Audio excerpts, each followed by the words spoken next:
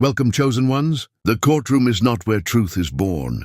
It's where lies go to die. Chosen one, buckle your seatbelt, because what you're about to hear isn't just another inheritance dispute. It's a scandal that sounds more like a Netflix drama than a legal case. Did you know that nearly 70% of inheritance battles end in family members accusing each other of fraud, theft, or manipulation? But in your story, that statistic feels like child's play compared to the chaos that unfolded. This wasn't about splitting assets or reading wills over tea and biscuits. Oh no, this was a war disguised as paperwork, a family feud that exposed more corruption than a politician's diary. The inheritance case wasn't one with smiles and polite arguments. It was one with receipts, resilience, and the kind of patience that makes even angels roll their eyes and mutter, "Finally, the suspense."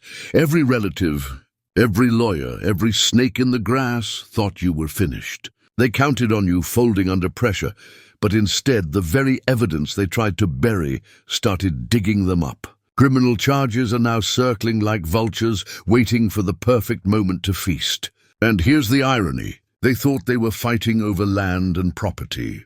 But what you really inherited was untouchable strength, ancestral justice, and a front-row seat to their downfall. If karma had a comedy special, your enemies just wrote the script. Stay locked in, because this isn't just a case closed. It's a whole case exposed. Number one, you didn't just win the case. You exposed the courtroom as a mirror. You didn't just win this inheritance case. You turned the courtroom into a mirror that no one wanted to look into. What unfolded wasn't simply a judge stamping a verdict in your favor.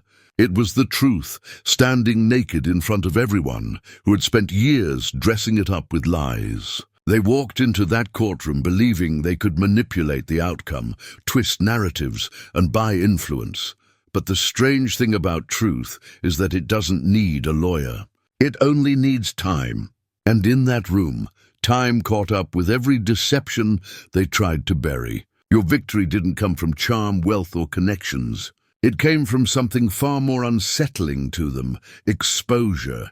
Each argument, each document, each testimony wasn't just evidence for the court. It was a reflection of who they really were. The courtroom became less about you defending your inheritance and more about them being forced to watch their greed, hypocrisy, and corruption being projected back at them for everyone else to see. It's one thing to lose a case. It's another thing entirely to lose the facade you've been hiding behind. That's what your family, your rivals, and even certain officials experienced in that trial. The very place they thought they could manipulate became the stage that revealed their rot.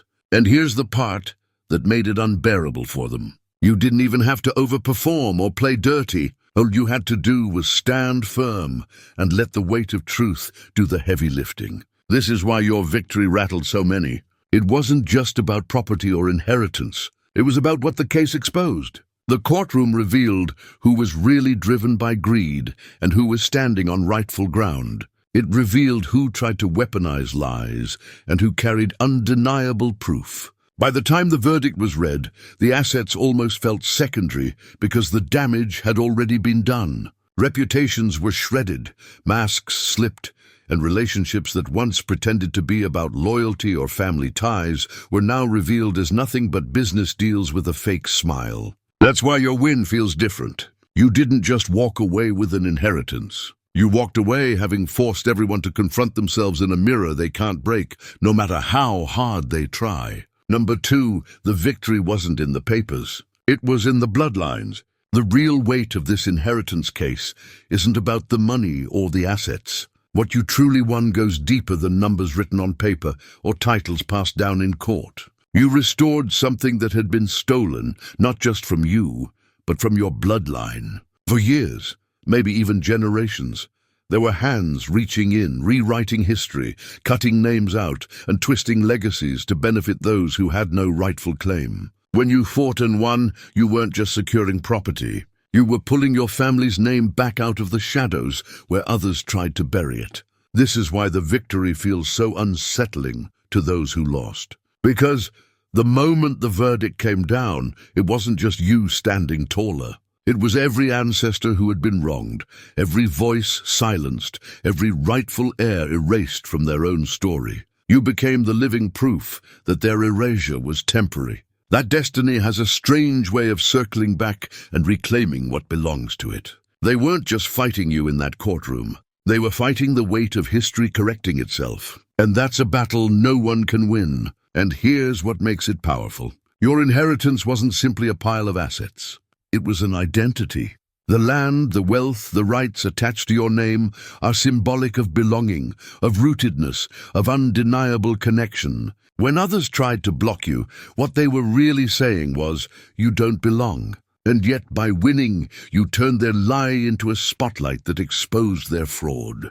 In the end, the court didn't just validate your claim, it invalidated theirs. That's why this win matters. So much because money can be spent and property can be sold, but restoring a rightful bloodline is priceless. They wanted to erase your place in the story, but now they are the ones written out as frauds, manipulators, and thieves. This inheritance case wasn't about gain for you. It was about recovery. It was about taking back what was already yours, what was already tied to your name before you were even born. And now that it's been restored, you've not only secured it for yourself, you've re-established it for the generations coming after you. Number 3, criminal charges. Loading is not karma. It's evidence finally surfacing. The criminal charges that are now circling your enemies aren't some mystical idea of karma.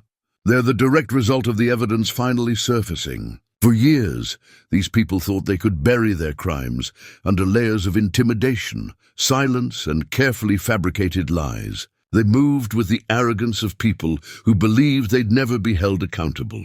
But the inheritance case cracked open the ground they stood on. What was hidden started leaking into the open, and suddenly the very tricks they used to cheat you are now building the case against them. They thought this was just about money. They believed if they lied enough, forged enough, and manipulated enough, they could walk away richer and untouchable. What they didn't realize is that lies are never free. They always leave a trail. Every fake document, every shady witness, every backroom deal they arranged is now evidence in the hands of investigators. The courtroom didn't just decide who got the inheritance. It also set the stage for the law to catch up with those who broke it. This is what makes your victory so powerful. Winning the case wasn't just about securing what was yours.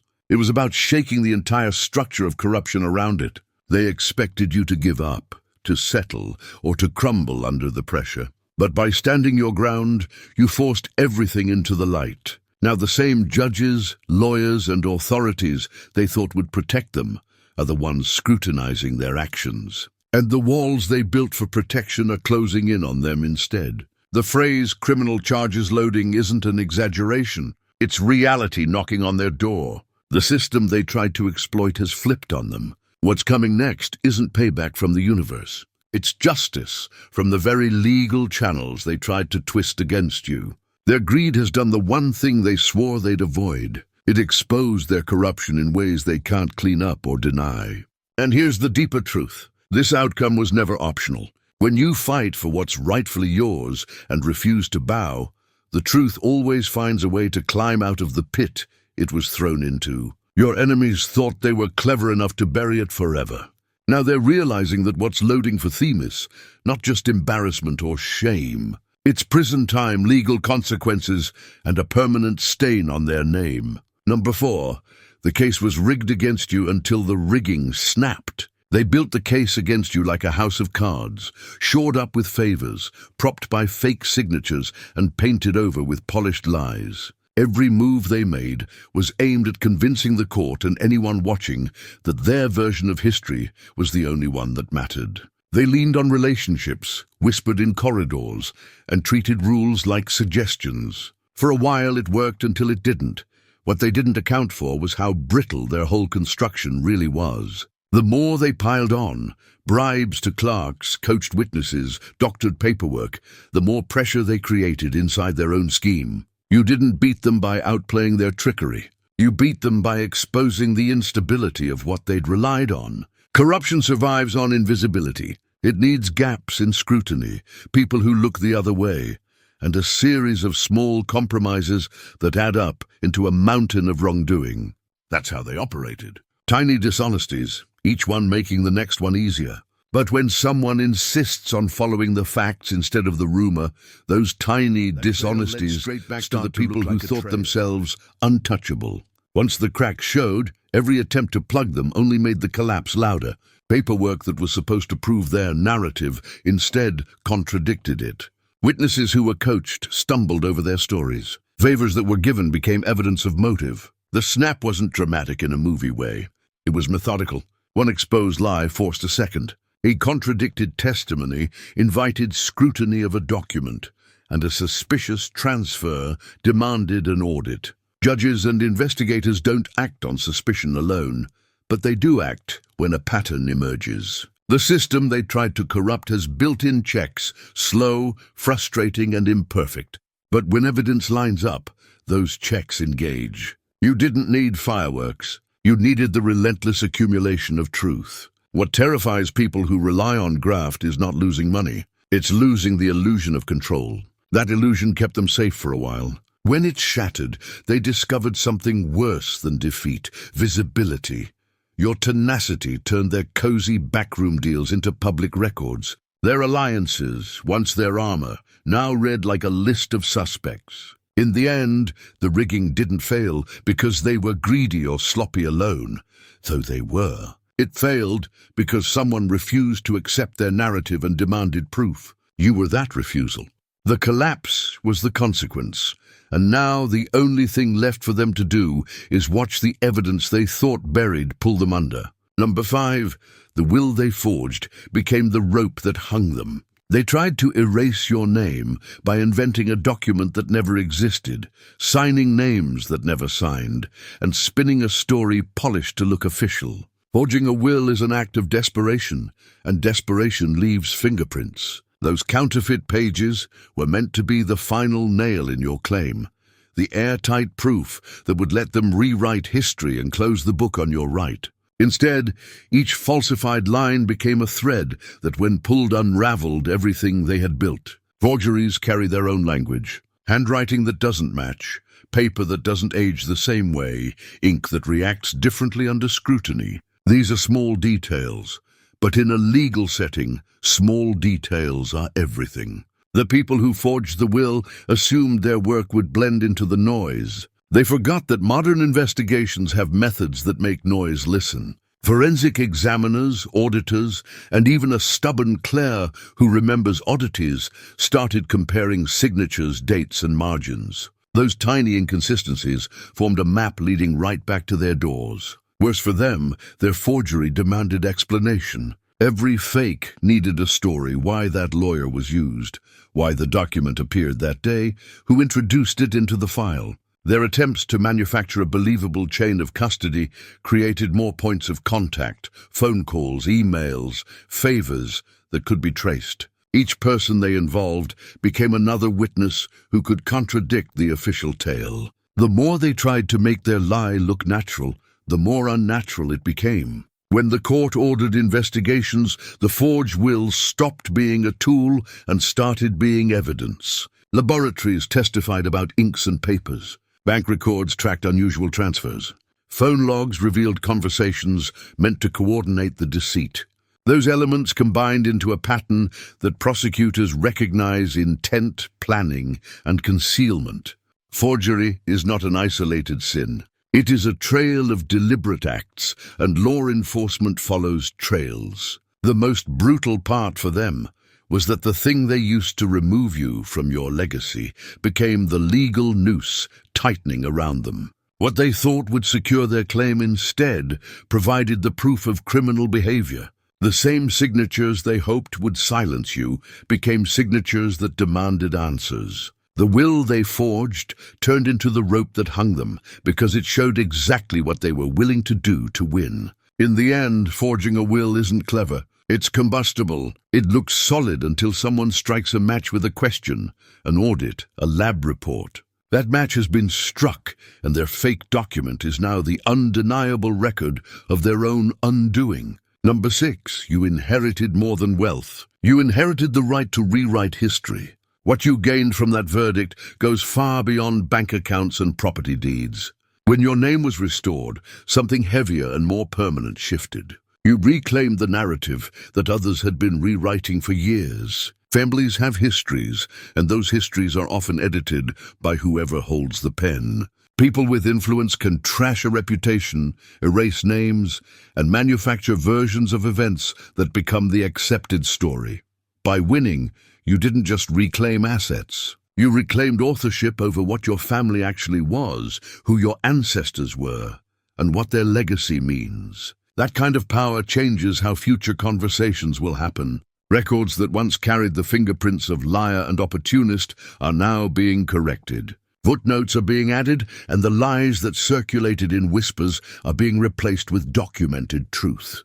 The legal victory forces institutions to update files, banks to reverse transactions, and registries to acknowledge rightful ownership. Those are practical changes, but the larger shift is cultural. People who used to whisper your name with a sneer now have to reckon with a different story. Schools of thought, family tales, and social memory will begin to reflect the truth you fought for. Restoring your place also creates a new kind of responsibility and leverage. With the title comes the right to demand transparency where secrecy once thrived. You can ask for audits, public records, and verified accounts. You can insist that narratives be corrected in the same spaces where lies were first spread. That authority isn't purchased. It's earned through struggle, and it carries weight. When a future historian or distant relative looks back, they will find proof instead of rumor, inheritance instead of theft, and a lineage that has been actively reclaimed rather than quietly lost. This is why your win feels seismic. It rewrites who gets credit and who takes blame. It forces those who built their privilege on distortion to admit on paper and in court what they did. The symbolic inheritance you secured now acts like a legal and moral ledger, something future generations can point to and say, "This was corrected." That correction protects your descendants from the same eraser and gives them a clearer starting point than you were given. In short, you walked away with more than possessions. You walked away with the right to correct history. That right will outlast any check, any house, and any temporary advantage your opponents thought they had. It is the kind of inheritance that shapes identity and secures truth for those who come after you. Number 7, their greed proved that family was the first battlefield. Greed has a way of stripping away masks, and in your case, it revealed something most people aren't prepared to face. That blood ties don't guarantee loyalty. The inheritance battle wasn't really about assets. It was about exposing the uncomfortable truth that the first place betrayal often hides is within family. Outsiders may envy you, competitors may try to block you, but nothing cuts deeper than realizing the people who should have stood beside you were the ones plotting against you. The courtroom became the stage where this hidden war surfaced, and winning it didn't just secure what was yours. It forced everyone to see what family really meant when tested by greed. The deception you faced was sharper because it came from people who knew your vulnerabilities. They had access to your story, your weaknesses, and the intimate knowledge only family carries. That access made their betrayal calculated, almost surgical. Instead of defending your legacy with you, they turned themselves into your opposition. They wanted your erasure not just from the inheritance, but from the narrative of belonging itself. That's why the fight felt like more than legal documents. It was a battle for identity. But here's what your victory did. It shattered the illusion that family is automatically sacred. By beating them, you proved that blood alone doesn't define kinship. Truth does, loyalty does, honor does. Some people share DNA but not integrity. And when greed entered the equation, they revealed where they stood. You winning the case forced the world to see the fracture lines. Those who fought for lies and those who stood for what was right. The fallout is bigger than property division. Your win redraws the meaning of family. It shows that survival sometimes means protecting yourself, even from those who share your name. It shows that home is not where you're born, but where loyalty lives. And it shows that betrayal from within doesn't have to define the future because you stood up to it and overcame it. In the end, the inheritance wasn't just a prize, it was a revelation.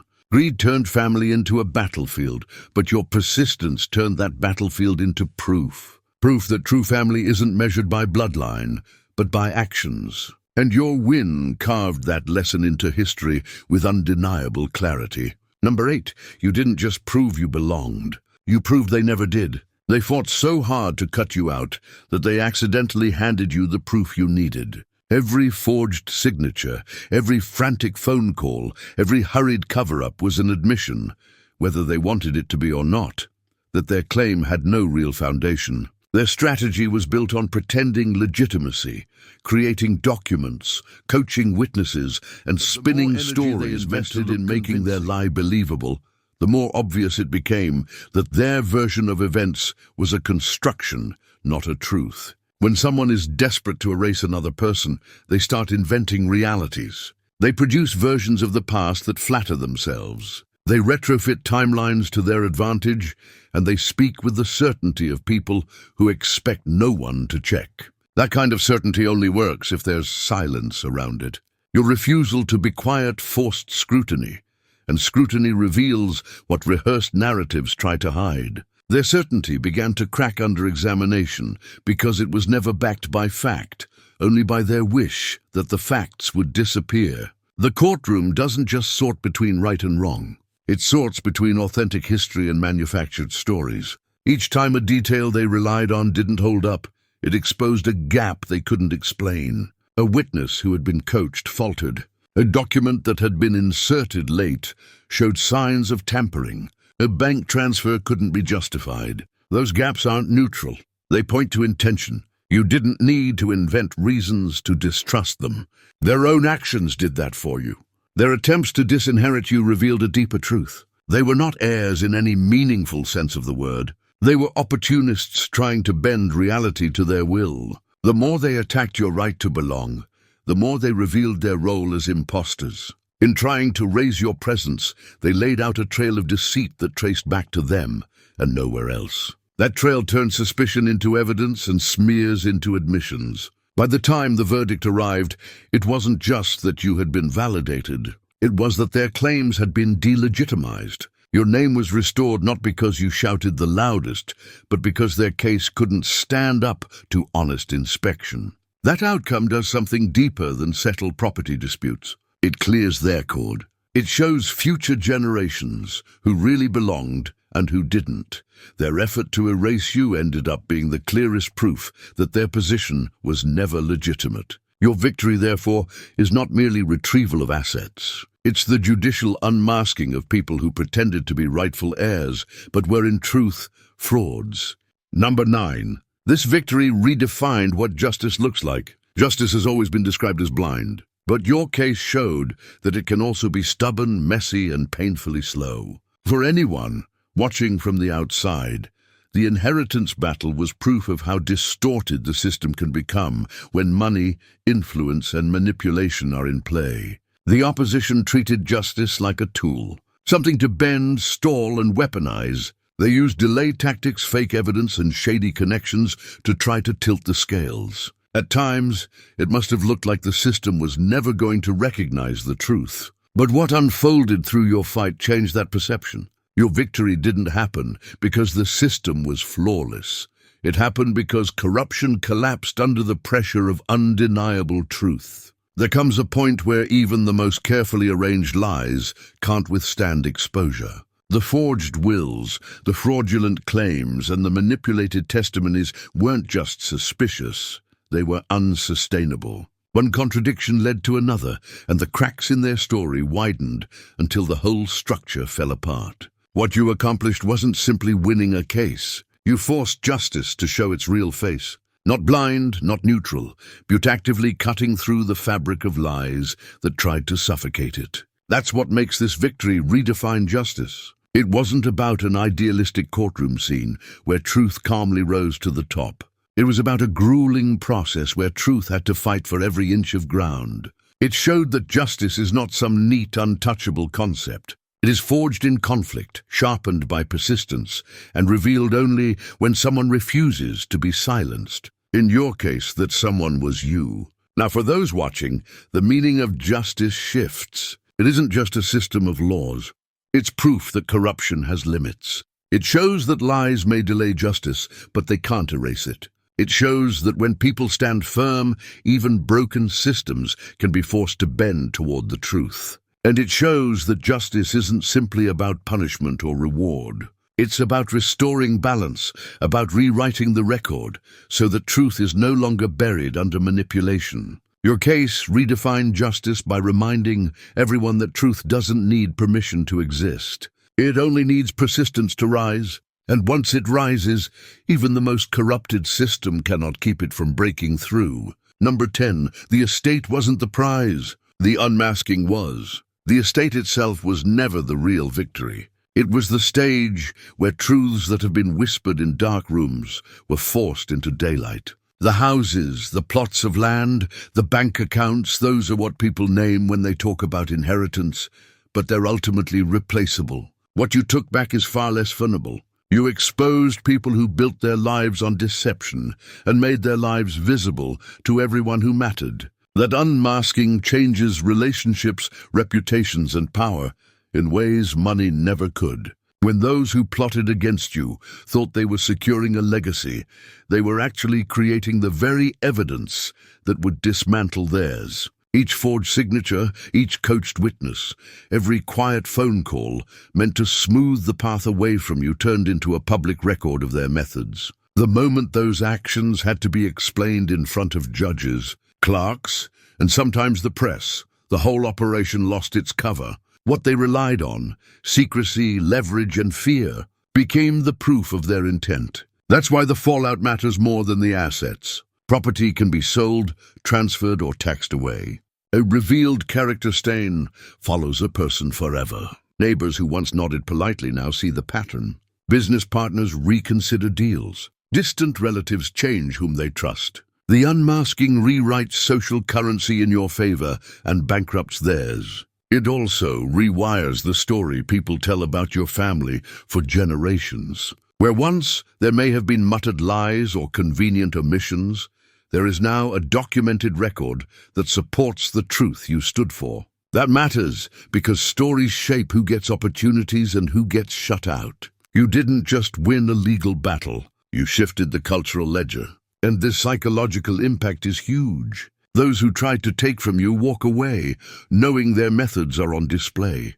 They must live with the realization that their tactics can be traced, explained, and judged. That fear is more disabling than any lost asset because it limits future moves. Meanwhile, you inherit clarity and authority, the moral high ground that convinces allies, courts, and communities. Finally, the unmasking has a defensive value for the future. Your victory creates a deterrent. People who see what happened to your opponents will think twice before crossing similar lines. In short, the estate was only the bait. The real catch was the truth revealed, and the permanent change in how people see power, loyalty, and who belongs. The unmasking is the legacy that outlasts any deed or bank balance. Number 11, your win activated a chain reaction of criminal exposure. Your victory didn't just close the case. It lit a fuse that no one could diffuse. When the verdict was read in your favor, the ripple effect began immediately. Every fraudulent document, every forged signature, every attempt to manipulate the outcome now became a trail of evidence pointing directly to the people who orchestrated the attacks against you. They thought the courtroom would settle everything, that once the papers were signed and the gavel hit, the storm would pass. What they didn't realize is that winning the case didn't just protect your inheritance. It triggered a chain reaction of exposure that they could no longer control. Investigators don't operate in isolation, and the law has a memory. Actions taken to deceive or intimidate leave records, and those records are waiting for someone to connect the dots. Your win handed the system a map. Emails, phone logs, bank transactions, and even casual admissions that were recorded during hearings became markers of intent. What had been hidden or dismissed as circumstantial is now being scrutinized in a way your adversaries could not have predicted. Each piece of evidence adds weight to the next. And suddenly, the people who believed they had finished their fight are finding themselves under intense examination. The fear for them isn't hypothetical. Prosecutors, auditors, and sometimes federal investigators follow patterns. When a case uncovers a network of lies, corruption, or forged documents, it doesn't stop at the courtroom door. It spreads. One investigation leads to another, and their careful plans crumble like dominoes. What they tried to control is now controlling them. They are forced to respond to subpoenas, questions, and evidence trails that they once thought would vanish. Their confidence erodes because each day brings new scrutiny, new documents, and new witnesses who fill in gaps they tried to leave blank. This chain reaction also serves as a warning. Their attempt to disinherit you and hide their misconduct now illuminates everything for authorities and for anyone watching. Your persistence made it impossible for them to sweep wrongdoing under the rug.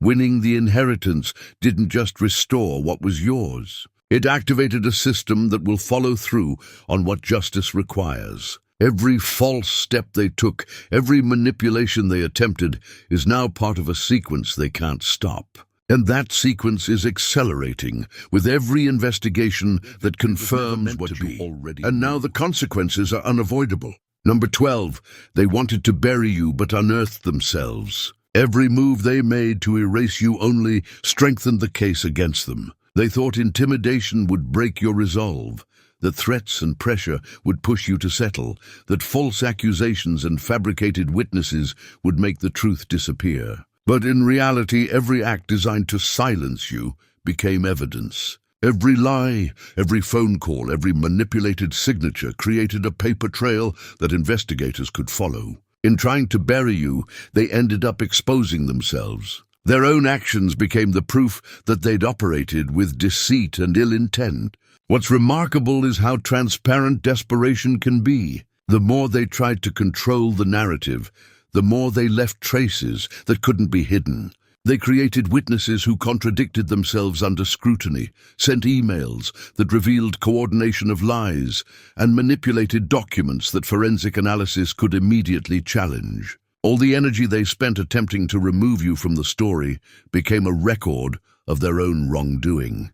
Each shovel they picked up to bury you only dug deeper into their own culpability. Their effort to erase you didn't just fail, it backfired spectacularly. Instead of creating doubt about your legitimacy, they created certainty about their guilt. Legal experts, investigators, and even neutral parties could see through the layers of fabrication because the very attempts to suppress you were inconsistent, traceable, and intentional.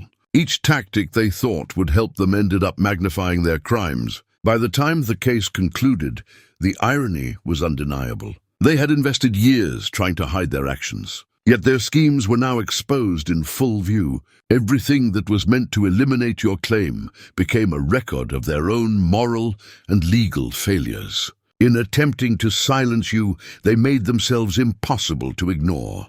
Their credibility collapsed, and the courtroom became a place where their own deeds were laid bare, not yours. In the end, the desire to bury you became a testament to their own corruption. Every threat, lie, and manipulation is now evidence against them. The deeper they tried to dig, the more visible their wrongdoing became. You didn't just survive their attacks. You revealed them for exactly who they were, turning their own efforts into the instruments of their undoing. Their shovel became their own noose, and your victory ensured it tightened without mercy. Number 13, your ancestors got the last word through you. This battle wasn't only about you. It was a continuation of a story that began long before you were born. Every attempt to erase your claim, every forged signature, every manipulated document was not just an attack on you. It was an attempt to silence generations who had been denied justice. Your fight became the channel through which those suppressed voices finally spoke. The courtroom became more than a place for legal arguments. It became the space where the echoes of your ancestors demanded acknowledgement, and where truth, long buried, demanded to be seen. Every time you presented evidence, refuted lies, or stood firm under pressure, it wasn't just your knowledge or skill at play. It was the weight of a lineage supporting you. There's a sense of timing in these victories that goes beyond strategy. It feels almost guided, as if invisible hands were nudging events into alignment. The documents you produced, the witnesses who spoke truth, the clarity you maintained under scrutiny, all of it seemed to respond to something larger than the present moment. It was the culmination of years, decades, even centuries of injustice being corrected through your actions. Winning the case didn't just secure the inheritance. It sent a message that the story of your family cannot be rewritten by opportunists. Every false narrative that was introduced into court was dismantled, and each victory in the courtroom reinforced a deeper truth. The legacy of your ancestors is intact. Their struggles, silenced in life, found expression in your persistence. The verdict wasn't just yours, it was theirs, finally acknowledged and restored. This connection gives the victory a resonance that goes far beyond material gain. The inheritance you claimed wasn't just financial. It was spiritual and historical. By standing your ground, you became the vessel through which justice flowed backward and forward in time. It affirmed that legacy, truth, and dignity cannot be permanently stolen, and that when the moment is right, the rightful heirs, whether living or long gone, will be heard. In the end, the case wasn't merely a legal battle. It was a reckoning that bridged generations. You didn't just win for yourself. You carried the weight of your lineage and delivered the final word your ancestors had been waiting to speak. Every signature forged against you became the cue for justice to respond. And the final verdict reverberated far beyond the courtroom, echoing across generations that had been waiting for this moment. Number 14. The real inheritance was becoming untouchable. The true prize of this case wasn't the property, the money, or the titles. It was the transformation that occurred in you. Every challenge, every forged document, every attempt to intimidate or erase you served to harden something that cannot be taken away. By the time the verdict was read, you weren't just an heir reclaiming assets. You had become untouchable. Your presence, your persistence, and your refusal to bow created a state of being that no lie, no manipulation, no threat could shake. That is a form of inheritance far more valuable than any house or bank account because it cannot be confiscated, hidden, or stolen. People often mistake victory for winning material gains. But true victory is when your existence, your influence, and your integrity become impervious. Those who tried to manipulate the system to erase you discovered too late that you had moved beyond the reach of their strategies. Every scheme they attempted bounced off your resolve. Every lie they constructed fell apart under scrutiny. And every intimidation tactic only highlighted their weakness compared to your strength. You became proof that power isn't given. It's earned through endurance, insight, and the refusal to be silenced. This untouchable state is also a form of defense. The very people who sought to remove you from the narrative are now unable to threaten your legacy. Your name, your claim, and your story are secure, not because others allowed it, but because you forced it. Their games designed to trap or suppress you have no effect anymore. You are operating from a space where manipulation fails, and their fear of you is now more real than any financial loss they may have suffered. Inheriting this immunity changes the rules permanently. You can navigate life with the confidence that your core cannot be undermined. You are no longer playing a game they control. You have rewritten the rules through action, persistence, and the unshakable knowledge of your own worth. That transformation, the ability to be untouchable in the face of deceit, corruption, and aggression, is the inheritance that cannot be measured, taxed, or transferred. It is yours alone, and it guarantees that no future attempt to erase you will ever succeed. You have become the legacy itself, untouchable and undeniable. This inheritance case was never just about property, wealth, or legal victory. It was a reckoning, a revelation, and a transformation all rolled into one. Every challenge you faced, every forged signature, every manipulation by those who thought they could erase you, only strengthened your position and revealed the true nature of those opposing you. You didn't just reclaim what was yours. You exposed corruption, unmasked opportunists, and restored a legacy that had been threatened for generations. Your victory rewrote history, proved your rightful place, and activated consequences that will follow those who sought to deceive you for years to come. In the process, you inherited more than material wealth. You inherited the authority to assert truth, the resilience to withstand attacks, and the untouchable strength that comes from standing firmly against injustice. Your ancestors' voices found expression through your persistence. Your fight became a channel for long-suppressed justice. And your triumph became a lesson that some battles are never just about the immediate prize. They are about redefining power, loyalty, and integrity. Those who tried to bury you only unearthed themselves. And every act of deception they committed is now part of the permanent record of their failure. At the end of the day, this victory transformed you into someone who can't be silenced, erased, or defeated again. You turned a legal battle into a demonstration of resilience, a study of human greed, and a blueprint for how truth ultimately prevails. The world now sees what others tried to hide: your legitimacy, your strength, and your untouchable position. What they mistook for an inheritance of assets was actually the inheritance of authority, clarity, and unstoppable power. So remember this: winning the case didn't just close a chapter. It opened a legacy. Your story isn't just about reclaiming what was stolen. It's about becoming undeniable, unbreakable, and unshakable. Your victory is a permanent marker. The truth, persistence, and rightful claim will always outlast lies, greed, and manipulation. You stood, you fought, and you transformed not just your present, but the history and future of your lineage. If this story inspired you, hit that subscribe button so you never miss a moment of truth and revelation. Smash the like button if you're ready to see justice served. And don't hold back.